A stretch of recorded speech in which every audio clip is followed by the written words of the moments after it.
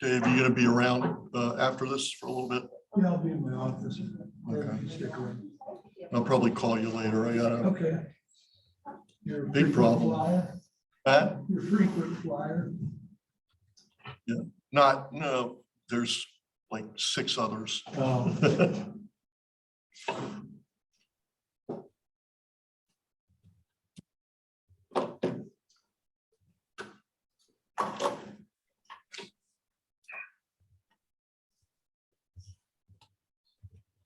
You see these cups are on? Apparently temperature sensitive. Or maybe it's something else they're talking about.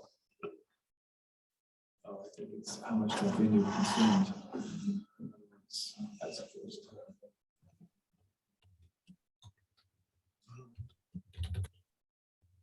I haven't put any hot liquid in it, so I don't know what it does.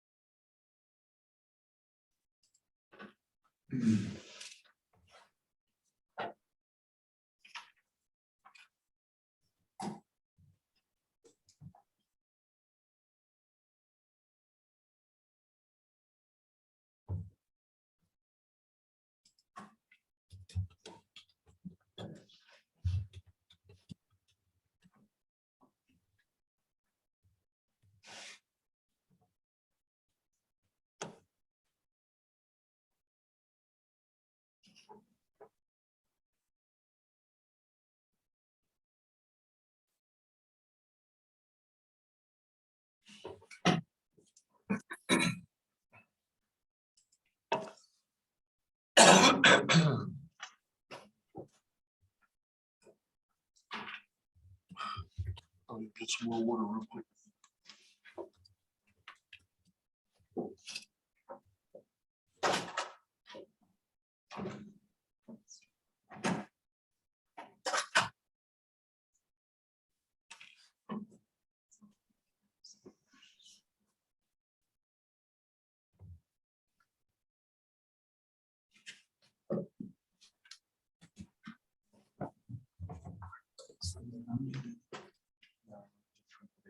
So I'm gonna, they won't see my face.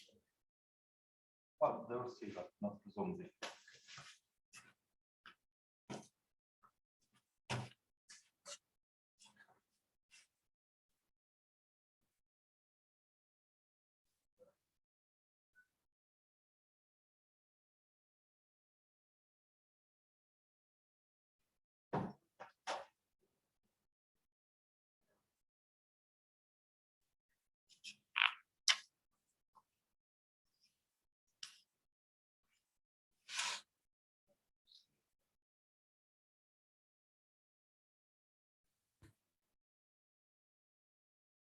Brought some dignitaries. Welcome. Hi. Brought your lunch.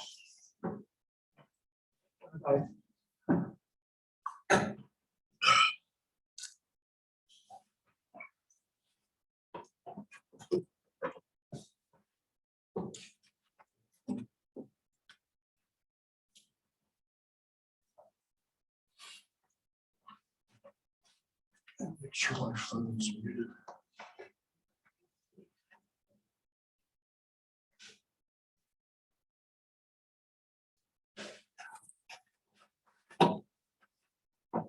Yeah, check that phones are muted, please.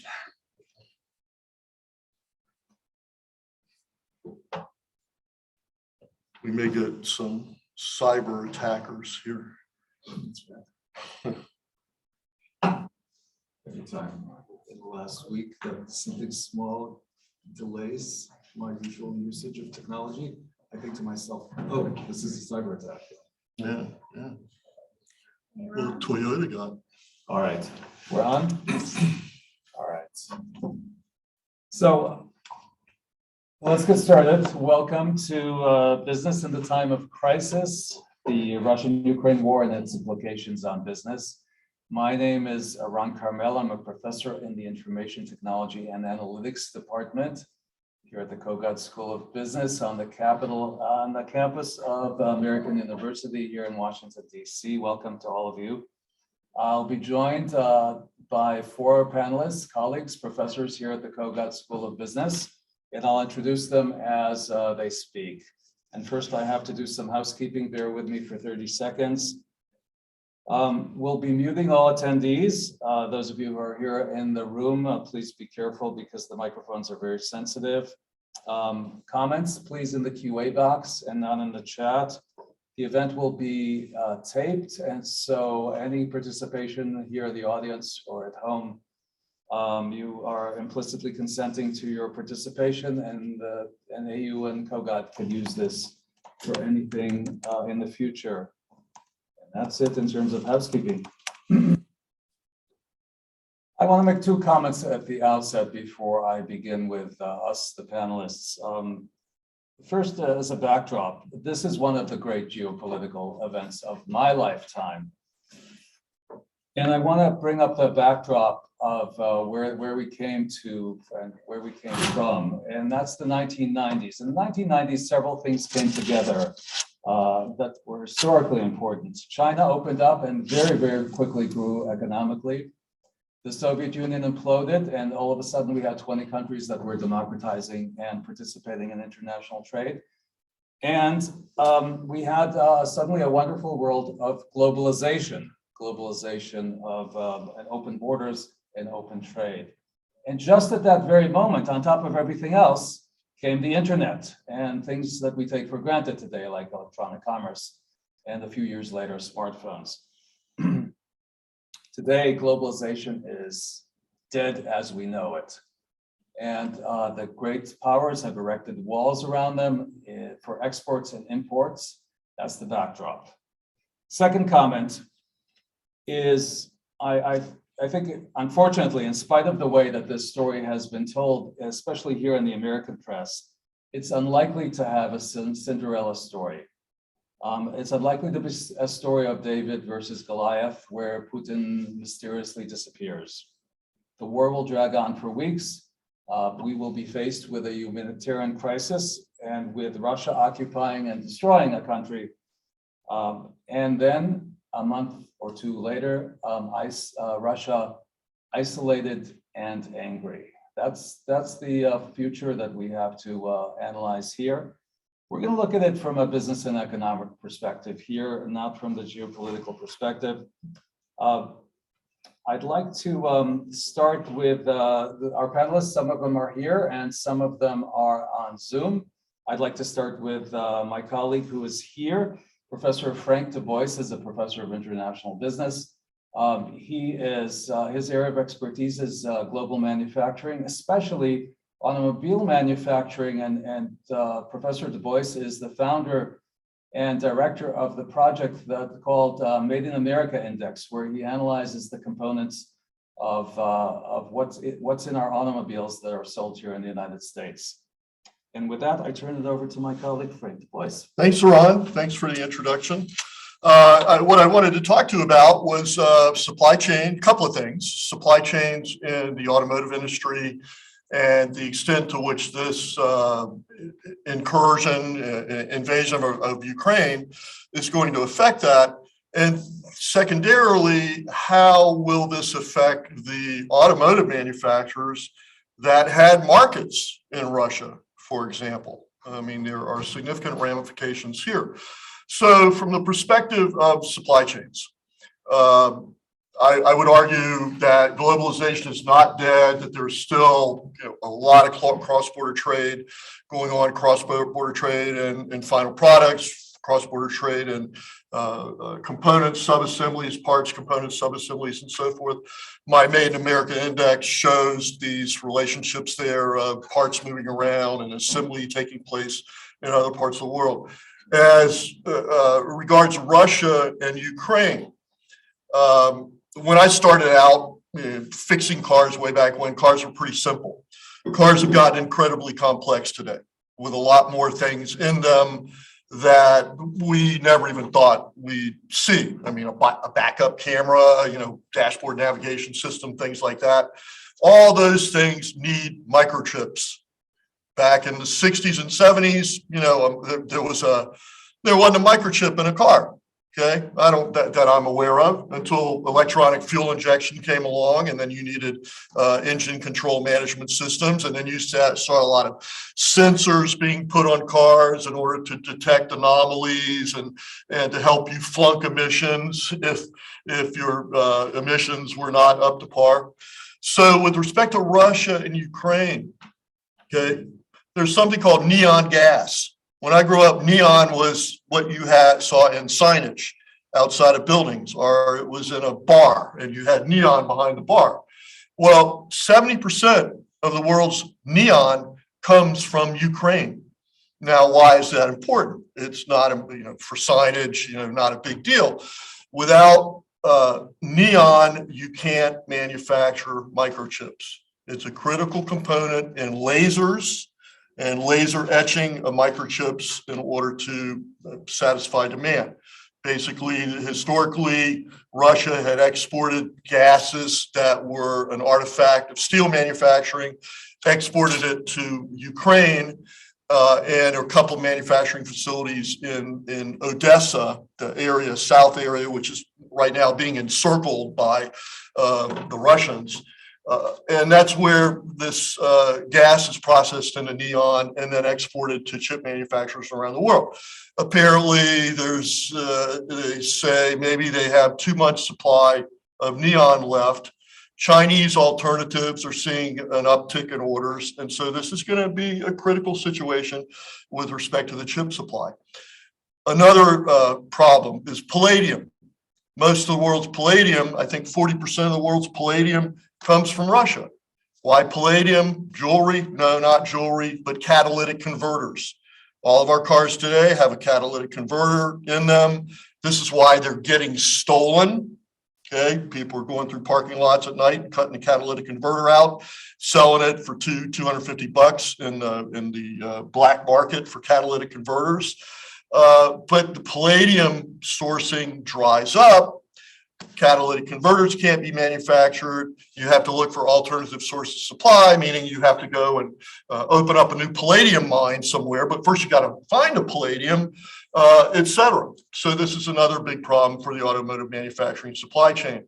Aluminum. Russia is a big producer of aluminum and nickel that go into electronic vehicle, new energy vehicle propulsion systems and batteries. That's going to be restricted significantly, and so on and so on. So you see these little these big interdependencies here, and now you've got a situation where automakers and other manufacturers have got to scramble for alternative sources of supply that may or may not be out there. Secondarily, the auto manufacturers themselves who had business in Russia and the Ukraine, secondarily Ukraine. Toyota has a manufacturing facility in St. Petersburg, shut down. Hyundai, Kia manufacturing facilities in Russia, shut down. 40 to 50% of trade between Russia and South Korea and Japan is cars and car parts. Okay, so basically that's all going to dry up very, very quickly here. Audi suspended sales. Renault owns 2/3 of an auto manufacturing plant in Russia called Avtovaz. This is it used to be a Ford, actually it was a GM Russian joint venture. They were known for producing the Lada car, which is a derivative of a Fiat. That's shut down. So you've got significant ramifications here. One other little factoid. Hyundai, Kia have 22% of the Russian automotive market. 22% of the cars in Russia are Hyundai and Kias. Gone, okay? So what are people going to do? Okay, here's some big fallout with respect to at the consumer level in Russia with respect to what's going to be happening in the automotive industry. It's not a huge market, but it's the 8th largest automotive market in the world, larger than the UK, larger than France, larger than Canada. So there's going to be significant issues here from that perspective. So I'll stop there and turn it over to our next presenter. Thank you, Professor Du Bois. And now I'll move on to Robert Hauswald. He's a professor of finance. His research focuses on financial intermediation, corporate finance, and governance. He was born and grew up in Berlin, and he emphasizes Berlin of the Cold War. And with that, Professor Hauswald. Hello, everybody. Thank you very much for your kind introduction. Iran asked me to talk about the EU and Germany vis-a-vis the current crisis. So it's very hard to determine when to start. I am an economist. I did study political science in my youth, but beware of amateur experts. So I will not talk to the political situation. I will keep to my field of expertise, which is economics and political economy. The first fact to note is that the EU as a whole has a very strong energy dependence. Russia in the early 2000s started to replace dwindling North Sea gas and oil reserves before Britain, Norway, and the Netherlands supplied the EU. Now it's Russia, when 30 to 60% of gas comes from them. The main pipelines run through Ukraine, and according to the separation agreements between Russia and Ukraine after the dissolution of the Soviet Union, Ukraine are taking their throughput fees in kind. So they get gas in return for letting the gas flow through their country in Russian pipelines to Western Europe. But that led to repeated three-way conflicts because Ukraine was unable or unwilling to pay Russia for additional gas, just took more gas out of the pipelines. And throughout the 2000s, about until 2012, there were persistent gas shortages. In the end, the EU paid even for Ukrainian gas because they needed it. Russia is also a big export market. And if you look at the cars, if you look at consumer products, if you look at appliance goods, a lot of this not only comes from Western Europe and of course China and South Korea, but also the companies who sell it to you. You go into a shopping mall, not one of the ritzy glitzy ones in central Moscow, but one that normal people like you and I would go to shopping, and the stores, the layout, everything looks very familiar from Western Europe. You also mustn't forget that the EU expanded to the east into the former Comecon, the Soviet-dominated trade and economic bloc of centrally planned economies during the Cold War. And so countries like Poland, Romania, Czechoslovakia, that's to say the Czech Republic and Slovakia and so forth, they're EU members and have totally reoriented their trade flows away toward the West. And final thought are this idea that you only see what you want to see. On the part of the European Union, there was a strong unwillingness to admit to address legitimate Russian security concerns that were left open both by the US and the EU after the dissolution of the Soviet Union. You also had an unwillingness to see and admit how unstable Ukraine was and is. A more or less democratically elected government and the sequence of governments didn't really translate into effective administration and investment in the country. Now just look at the sorry state of the Ukrainian military, which of course in this situation is deplorable and a tragedy. But for 20 years, they didn't do anything. And finally, there is this bizarre unwillingness to see the military buildup since last fall in Belarus and Western Russia, and to admit its significance. It was the ostrich approach to international policy and economics.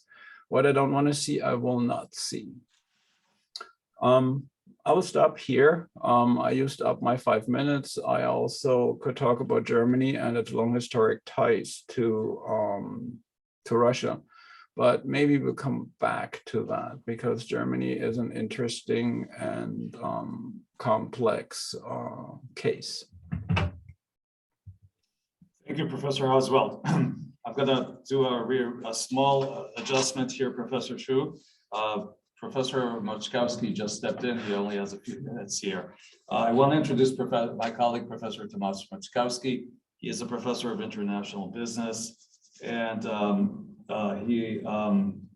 at business strategy. He taught at universities in France, Japan, Germany, Britain, India, and Poland. And he was a Fulbright scholar in Germany at the Fraunhofer Institute. And he combines his interest in international business with business history and a fascination to think strategically about the future. And with that, Professor Moczkowski, it's good to have you here. Thank you, Eran. I'm going to focus on the perspective of the so-called eastern flank of the EU and of NATO. That is the group of countries that are direct neighbors of Russia, starting all the way from Finland down to Romania. So I'm going to start with a little bit of black humor from the days of the Cold War. A journalist at Radio Moscow has a question which runs something like this. Dear journalist, what would be the truly best borders for the Soviet Union that would keep us in good shape? And the journalist replies, oh, that's easy. These will be borders where you have Russian troops on both sides. And this is very much turned out to be the way of thinking. So my first remark is that the citizens and elites of practically all these countries, as I say, from Finland to the Baltics, Poland, Hungary, etc., all the way down to Romania, very few were surprised by this sudden war that Russia started. Why? For the simple reason that not a single one of these neighbors of Russia has not suffered either invasion or attack by Russia at one time or another. Just to remind you about the Finnish-Russian war. So where are we today? I think we're in exactly 1 week since the beginning of the war, which is for a very preliminary kind of assessment. What we saw in the first 4 or 5 days was actually, and here I disagree with Professor Hauswald, an amazing success of the Ukrainian military. They are really the David that is fighting the Goliath. They've imposed very considerable losses, and in a way, in day 4, it almost looked like they might start winning this war. Nevertheless, the Russians have moved one gear up to what I would call the Aleppo strategy. Again, nothing new. They did the same when they started losing the war with Finland. In other words, total undiscriminate use of bombing civilians, hitting towns and cities with artillery until they subdue the population. They've done it in Aleppo, they've done it in Chechnya. At this point, we didn't do very much about it. This time, maybe it is a little different. So, I'll look at 3 key aspects, very brief, because it's very hard to summarize this in a few words. It's a very complicated story in many ways, but the fate of Ukraine hangs on 3 threads. One I would call military assistance, which includes intelligence assistance. The second is humanitarian assistance. And the third is diplomatic. For all of these three threads, the role of Central Europe and the eastern flank of NATO and the EU is absolutely critical. Not only is it critical, but it is growing by the day, growing by the day. So let's start with the humanitarian crisis. By now, nearly 1 million Ukrainians have left. 60% of them have landed up in Poland. I must tell you that I'm very proud of the fact that, and I watch this carefully, and I have a number of friends, there's not a single household, a business, a parish, a city, a town that has not extended huge help to these people, all the way down to welcoming them in their homes. It is truly an amazing feat of human solidarity. Nevertheless, I must say that this will continue. Not only that, but we're going to have a humanitarian crisis too, which could even be worse, as the Russian artillery pounds more and more cities into submission. You're going to have lots of very sick people, wounded people, refugees. There's going to be problems with food, with water, with everything. So sad to say, this humanitarian crisis will continue. By the way, the movement of people is mostly into the EU, but it is also into the Ukraine. Don't forget, this is another encouraging sign. Very soon we're going to have an international brigade of volunteers from around the world, including Japan. I saw a program on the BBC which showed that from the UK alone, there's about 100 former special forces military who want to volunteer to fight the Russians in the Ukraine. So that is the humanitarian. At the same time that those countries are playing an absolutely critical role, the thread that keeps Ukraine alive is supplies and military assistance, which is a hub. Maybe you've heard about the 82nd Airborne Division landing part of its troops in Poland. Around that area in southeastern Poland is the hub, the logistics hub for supplying Ukraine with weapons, with fuel, with everything. And by the way, I said this is a vital role, but an increasingly risky one. Because if you were Russians, what would you do? You'd try to cut off these supplies, wouldn't you?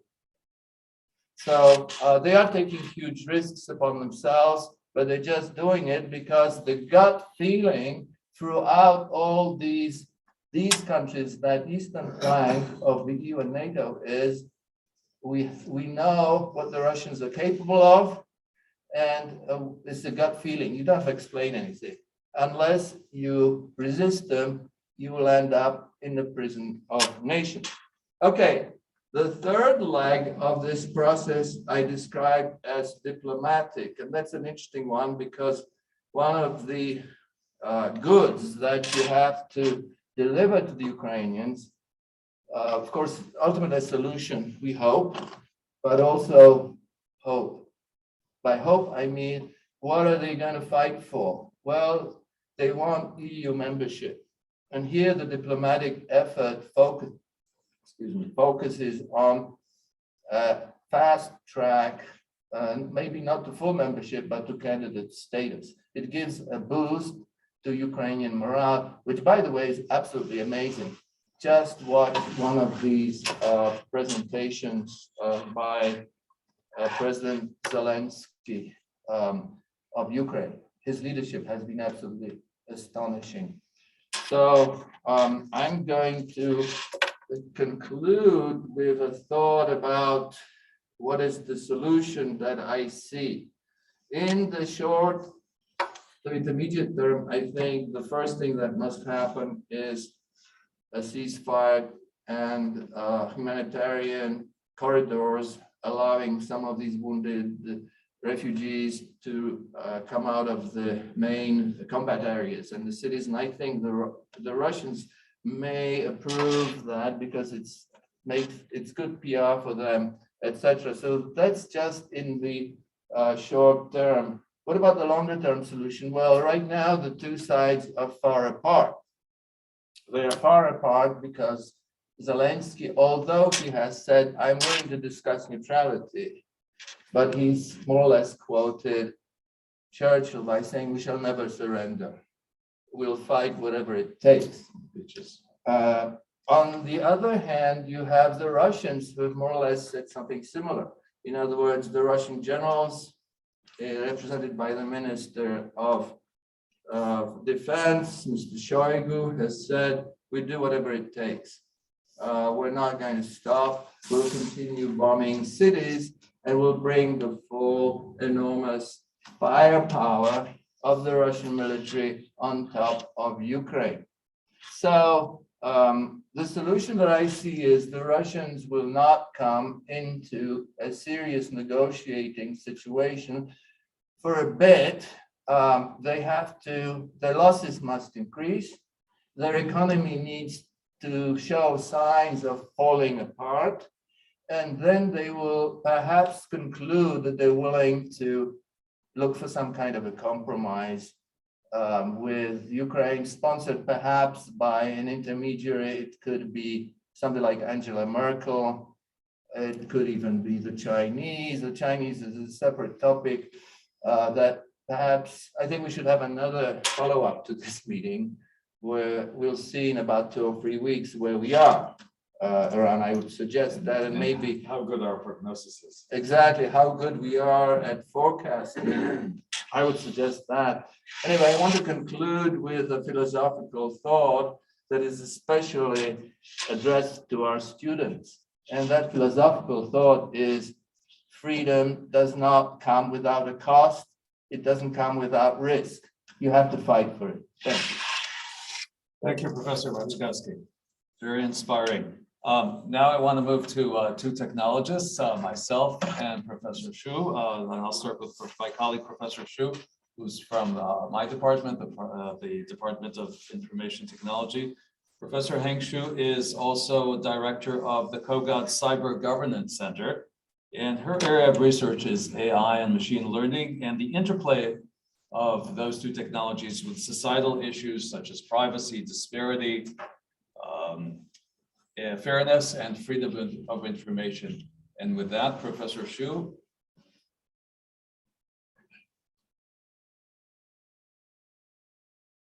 Professor Shu. Yes, sorry about the delay. I was trying to play the slides, and the slides had certain, but I guess I don't have so many animations, so I guess everyone will see this just okay. Thank you for the wonderful introduction. And in my part of the speech, I will just focus on the cyberspace. So from this crisis, while the physical attack may have been a surprise, the cyber attack was not. The country of Russia has launched many cyber attacks against Ukraine for years. And one common attack is the distributed denial of service attack. And what is the DDoS attack? This is when attacker floods a targeted network or server with traffic so that others are unable to access it. So here I have a little, screenshots where when this happened, if you want to access certain web page, right, they will show that the web page is not available. A few days ago, several Ukraine government websites were brought down as a result of massive distributed denial of service attack. And another common attack that we haven't been seeing from this crisis is the ransom attack. And ransomware is a type of malicious software that's threatened to publish the confidential data or blocks access to the data or the systems. And typically ransomware locks the files with encryption. And after, data encryption begins, the encryption process can quickly spread throughout the network. And the only way to decrypt the data is to receive the decryption key from the attacker. In the COVID time, that often comes with a price, paying a ransom that in the format of cryptocurrency, for example. And so for this crisis, we haven't been seeing certain significant high-profile ransomware attacks yet. But if that happens, the ransomware attacks from Russia would likely target the critical infrastructure in Ukraine. If that happens, the country could easily lose clean water, energy, or even financial markets. And in this country, in the United States, our recent memory include the SolarWinds hack in the late 2020, as well as the last year's attack on the Colonial oil pipeline, which took a pipeline that transports half of the East Coast gas line offline for several days. And I think we still remember that. We still remember, how a lot of people rushing to the gas station to fill in their tanks. So I have talked about these common types of attacks. For defense, or from the defense perspective, we have also been seeing that there are a number of organizations is trying to help Ukraine. And Ukraine is getting help from hackers that are not affiliated with any state. For example, the hacker collective known as Anonymous claimed that it was behind a distributed denial of service attack that took down Russian state-sponsored news site RT. And hopefully now you have been seeing, some of a little bit different characteristics from, the cyberspace perspective. And I just want to point out one important differences between the conventional warfare as well as the cyber warfare is that the attribution is usually straightforward in the traditional warfare. But in the cyberspace, this attribution is very complex, and tracing back to who are launching these attacks can be very time-consuming and costly, and sometimes, in certain cases, were just impossible. So with that, I would like to thank for your attention, and I look forward to the questions and discussions. Thank you, Professor Xu. And so now one more from my department, and that's myself. For those of you who weren't at the beginning, I'm Professor Ron Carmel. I'm probably best known over the years for my expertise in the globalization of software work, including what we called for many years offshore outsourcing, as well as collaboration of teams. And in that capacity, I visited Russia a number of times. I visited quite a number of software firms there. When their offshore low-cost software engineering industry was getting off the ground in the early 2000s. At that time, I also began looking at Ukraine, although I didn't visit Ukraine at the time in that capacity. So let me talk about three things vis-a-vis technology and this crisis. Let me talk about the software scene in Russia, the software scene in Ukraine, and a little bit about semiconductors, which my colleague, Professor Du Bois already began to address. I'll say a few more words about that. Let me talk about the Russian software scene. But first, a little bit of a backdrop. As I think you're aware, all over Eastern Europe, there's a multi-generational emphasis on the study of mathematics and science in schools. And as a result, both countries that we're talking about, Russia and Ukraine, have per capita many more software engineers than we do here in the United States. And that's important for understanding of my comments. Let's first look at the software industry in Russia. The two notable giants of Russian software industry are Yandex and Kaspersky, and I'll speak about each of them just briefly. Yandex is the Google of Russia. It does search engine, of course, but also all kinds of other apps for especially consumer oriented, including things like Uber. Over the first few days of the war, it lost 80% of its value on NASDAQ, 80. All its Western partners are fleeing from it, running away from it, and trading on Yandex has stopped. And even one of its former founders has called on the employees of Yandex to quit the company. Yandex is very much focused on the Russian market, so that's why we don't know about it very much here. The other company I want to speak about is Kaspersky, one of the largest and most important cybersecurity companies in the world, a very well-respected one, has exported a lot over the years, but slowly as Russia has isolated itself geopolitically, fewer and fewer countries are buying Kaspersky, especially here in the United States, of course. Kaspersky had $700 million in revenues. I'm going to make a wild guess that it's going to be half that this year because nobody's going to buy their cybersecurity software anymore. They're based in Moscow. All right, now let me talk about what we often call software services. So Russia, because they have so many good software engineers and because they're cheap, we pay them in rubles, they've developed a very large industry in software engineering, various outsourcing and contracting that's done in Russia and Ukraine, and I'm going to come back to that. They've, over the years, again, began to distance themselves from the West. These walls that have been coming up around Russia and a reluctance of the West to contract with the Russian companies. That hasn't grown to the extent that we would have expected from a superpower in science and mathematics like Russia. So where are the software engineers going? Well, there's one big successful industry in Russia, and that's ransomware. A very recent estimate that I saw was that Russia makes $11 billion a year in ransomware.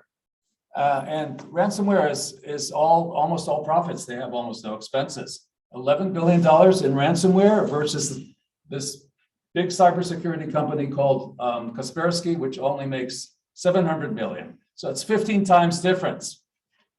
Okay, so what's the result of all this in terms of the war? These good software engineers, Russian software engineers, what are they going to do? Some of them are going to be out of jobs. Where are they going to go? Well, some of them are going to go into the big industry of Russia, into ransomware. Next, let me talk about Ukraine. Ukraine, very similar personality in terms of software engineering. They've been very open to the West. So almost any Western company has fairly significant software engineering centers in Ukraine. And the Washington Post ran a very nice story about this yesterday, which if you're interested, I encourage you to read. It especially highlighted one of the big operators in Ukraine, which is an Israeli company called Wix, a very large Israeli software company. They have 1,000 Ukrainian employees, and they began moving the Ukrainian software engineers out of Ukraine beginning several weeks ago, in other words, before the war, into Poland, and primarily into Poland, as well as other Eastern European countries. And they're continuing to do it today. They're moving them with their families, and they're going to expand their operations in Poland as an offshore site. So what's the result? The result clearly is that we in the West, very big collective, our technology companies will have less software engineers from Ukraine. Some of them will set up shop in Poland, but there will be a lot of disruptions. But clearly the cost will also go up because we're going to have to pay them in euros and not in the relatively cheap Ukrainian currency. So that's it in terms of software for my opening remarks. I just want to say a few words about semiconductor chips. Russia has always been behind the West and now behind Taiwan and China in terms of its hardware, its semiconductors. I can say that all the way back from when I was a grad student in the 1980s. We studied, I was part of a project that studied Russian computing, Soviet computing at the time. And they were always 1, 2, 3 generations behind the West. They copied Western technology, not that well, and they continue to be behind Western technology. And so they are not a big source of hardware. But as Professor Du Bois said, they are a source of the rare earth materials that will go into our semiconductors and will be disrupted now, presumably by this war. And I'll stop here. And I want to see if, first of all, if any of our panelists have any comments, and then I'll take some questions from the floor. Ron? Comment? Yes, please. Yeah, so speaking to Helen and her comments about cyber attacks, apparently Toyota got hit with a cyber attack just after Japan chose to join with sanctions there. So that was a major issue for them with respect to their ability to do business. I also I don't know if any of the panelists were aware that MSCI, which does an emerging markets index, has removed all of their Russian components to that index. The index was probably 2% Russian, so it wasn't very significant. Another thing that happened, the London Stock Exchange has stopped trading global depository receipts, which are basically a proxy for share ownership in Russian companies. Basically, you have a depository receipt, which is basically a clone of a share in that company in Russia. Now, 22 companies, but these are the blue chip, well, I don't want to say blue chips, maybe red chip companies in Russia at this point. So very significant issues here that we have to deal with. Mark Clark had a question about alternative sources of neon. I'm not that close to neon production, other than I did learn that China has seen an uptick in requests to purchase neon. After the invasion of Crimea in 2014, the price of neon went up by 600%. Now, I don't know what extent, to the extent that neon is a percentage of the value of a microchip, but it's basically like without neon, we can't make microchips. So the chip fabricators are going to do what they can to recover that sources of supply. Where are alternative sources of supply? That's a question for a semiconductor manufacturer expert. Thank you, Professor Du Bois. Professor Heng or Professor Haswell, and there's a good question for Professor Haswell, but if you want to just make any general comments first. Let me answer the question in one of the chat boxes. The EU, because of COVID, Question are you answering? Again, please. Which question are you answering? I have a question. There's a question for me in the chat box by Valentina. Okay. And so the question goes to the addresses the monetary policy in Europe. Very much like in the US, the European Central Bank has flooded the markets with liquidity, driving down interest rates after the onset of the pandemic, and had signaled, very much like our Federal Reserve, that they would slowly take this back. Now, the question is what happened after the invasion in Ukraine started, and what will happen to the euro. Well, first, the invasion of Ukraine totally changed the political risk of the EU and the Eurozone. Think of a foreign currency, or think of currency as the equity in a country. So the price of a foreign currency is essentially the equity price that financial markets attribute to that country, its economy, its political institutions, its prospects. The fact that the euro fell from 1.15 to the dollar to 1.10 in terms of dollar during February tells you that world financial markets view Europe as much more risky than before. I don't know whether the ECB will be able to relax monetary policy any further than they have. There is enormous inflationary pressure in Europe, And the only thing I can say is that the Ukrainian events don't help. Stock markets in Europe have not performed very well, except for armament. It's amazing. Anybody who bought armament for a song earlier this year would have made a fortune over the last 2 months.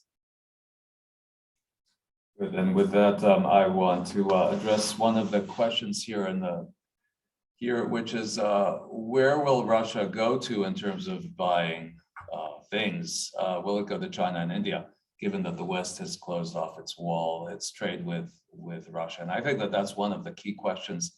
None of us have directly answered that. I'll take a first crack. Maybe my colleagues can also speak to that.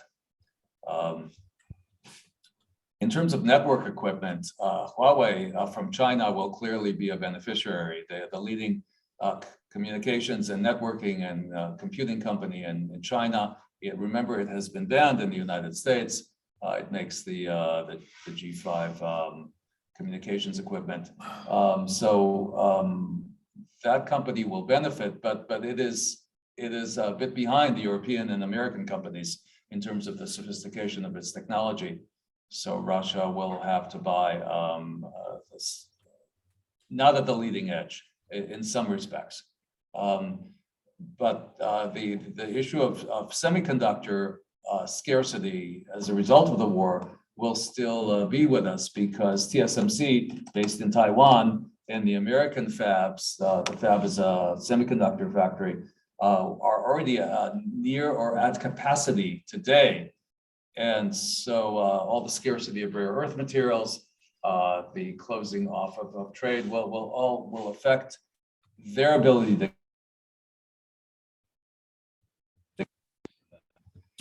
Anyone else want to address that? Professor Dubois, Professor Shu?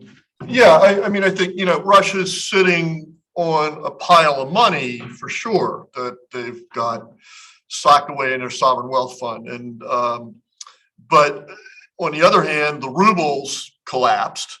They're going to have to pay big bucks to import cars, and microchips, and things like that, in the face of excessive global demand for these things.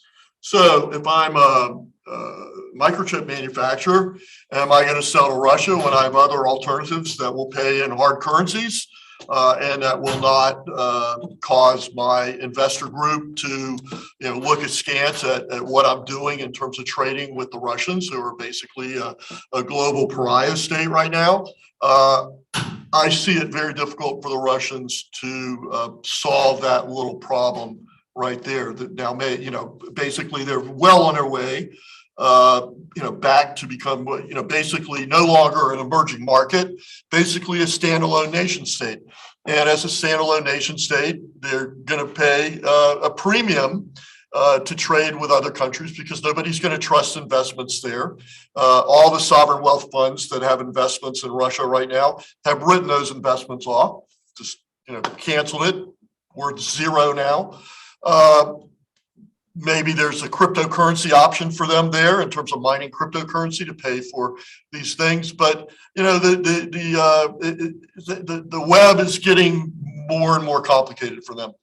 And various parts of this web, it's like a windstorm has come through and damaged the spider web, and there's a lot of dead ends around for them. That's my perspective on this. Professor Housewell, do you have your hand up? I just want to point out that there's something that Russia forgot. So they have the sovereign wealth fund. Yes, it's $620+ billion, but the sovereign wealth fund sits in Western central banks and Western banks. It is not as if Russia has a piggy bank somewhere where they can just draw on the 620 billion. It will be very hard to use that fund. And Russia is currently finding this out and desperate to bring that money back into Russia, which cannot be done, because these are the counterparts to the foreign currency reserves of the country. It's not that the Fed is going to write them a check for 150 billion. Also, they put a lot of that money in gold. They need to trade that gold to raise the money. Right, I am going to turn to Professor Shu. There's a question here, which I don't even understand the question, but you can deflect it. The last question on the chat, Professor Shu. Do you think that the Shields Up guide is the best CSIS can do to help the US? Well, this is a complicated question. I haven't really looking into the guide yet, but I truly believe that if we are thinking about the context of cyber war, the natural question is, will Russia actually launch any cyber war towards US, right? I truly believe that the federal government in years of developing defense technologies in this space. And I think in terms of the infrastructure from the nationwide in this country, I think we are prepared. Now the question is, how about some private companies and firm and business in the United States? Will they be attacked by Russian? This is more challenging in the context of business, because right now I still saying that especially most of the small and medium-sized business lack of resources to building their defense. Even some larger business, the firms, depends on which sector they are at. Sometimes it's disappointing to see that their investment on the cyber is just one line of budget reflecting as a cost. They're never seeing that the importance and urgency of safeguarding their data, safeguarding their systems in today's dynamic environment. So that's a part that worries me most. I'm pretty confident that the federal government does have the resources and the advanced techniques and the intelligence to defend. But the question is, how many business in this country may suffer from cyber attacks from Russia in this crisis? And will that be happening? That's my worry in the context of business. Good. And we have one question here from the audience. Please go ahead. Can you hear me? I can hear you, yes. All right. My question is, in terms of this war setting precedents for events down in the future and a shift of, economic leverage from United States and European countries to Russia and China.